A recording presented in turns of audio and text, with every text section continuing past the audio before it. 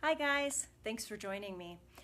This was such a fun project. I took a very ordinary oak table. It originally had a blonde finish on it, and of course, as you can see, I changed the stain color just to match some of my decor, but I did quite a bit to it. It had about 1.5 inch lip here that I didn't really like, so I took that off with a jigsaw, added detail here and here. I changed the shape of the legs a little bit, and I added a lot of carving detail to the center base of the table. So if you stick around, I'll tell you, all the bits that I used and go through step by step. And then after I was finished carving, I went ahead and sanded it all down with a fine grit sandpaper. This finish is Minwax Honey is the stain color on this, and I did a polyurethane semi-gloss clear finish over it. So I'm really happy with how it turned out, and I hope you guys enjoy the process. When I'm carving an area that doesn't have a lot of detail, I use a large round speed cutting or carving bit. That way I can remove quite a bit of wood in a relatively short amount of time. And also, the larger the bit, when I go to do the smoothing on it, there's less smoothing. If I have a really small bit, it makes quite a bit more divots and indents that I have to smooth out. But with a large bit, I don't get that quite as much.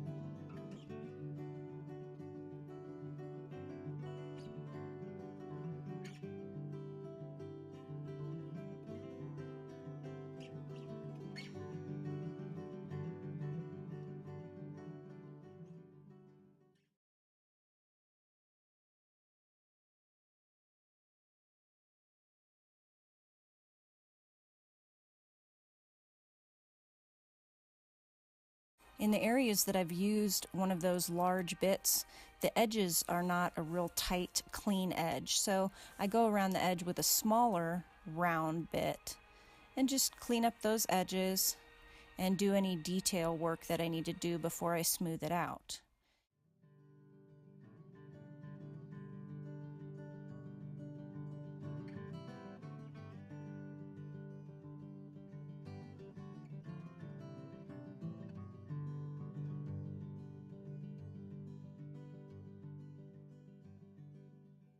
The smaller bits are also what I use for detail areas, like adding dimension to this braid that's supposed to look woven.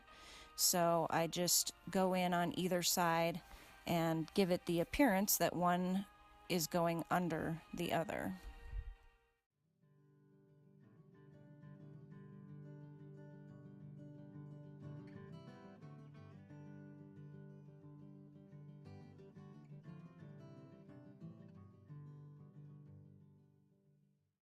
Curved lines have always been easier for me. It's easier because the rotary tool is spinning and you just feel like you have more control. When I do straight lines, it tends to grab more and want to not go in a straight line. So I don't use a whole lot of pressure at the very beginning when I'm making straight lines. I just make a little tiny divot there, and once I'm happy with it, then I go in with more pressure and really carve into it after I already have the line that I'm happy with.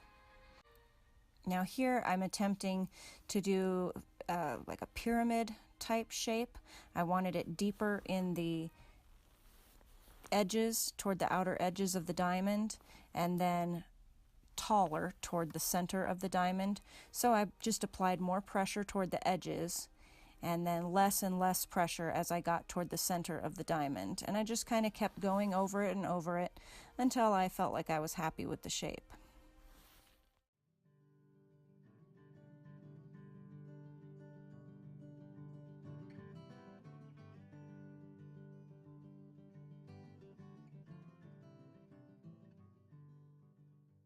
With the smaller detail areas, I use a smaller carving and engraving bit. It's round. and I use slight pressure until I'm happy with the carving shape that I have, and then I will go in and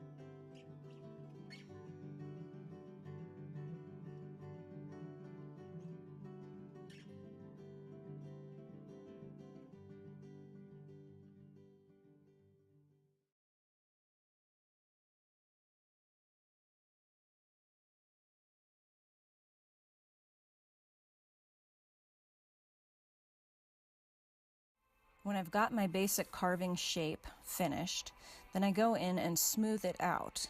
Now this bit I found, I ordered a whole bunch of them on Amazon, and it works really well. It's got a flat, the bottom part of the bit actually does the sanding also, not just the sides.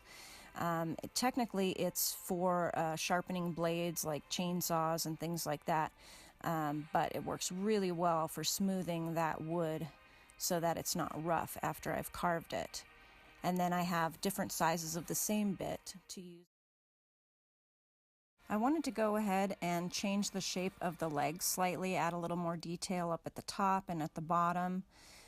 So I will show you how I did that. I did it with my rotary tool. I just placed one on top of the other, the one that I had finished, and I just kind of trace it out with a marker. And I do that on both sides. Because I'm going to be removing quite a bit of wood here, this is a pretty serious speed cutting bit that I have on here. And then you can see I've drawn horizontal lines, and that's kind of the middle line is where I want it to go really deep, and then the other two lines on each side of that is kind of more where it's supposed to come up and blend into the existing shape. And so I start by just carving those in so I know where my limits are of how high, how low I want to go, and then the center would be the deepest part of the curve.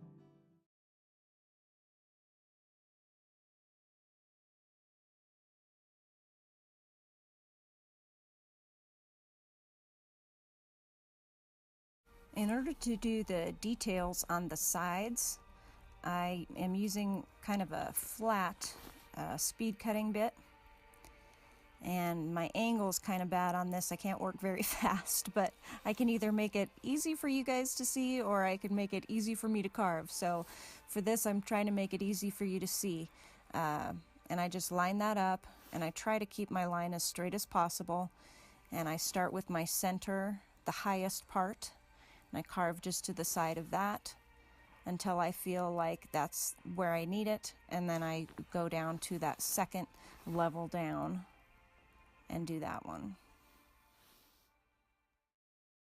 So that was the process of getting the table from there to here. So I hope you enjoyed it.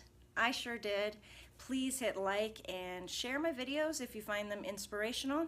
Have a great day. I'll see you next time.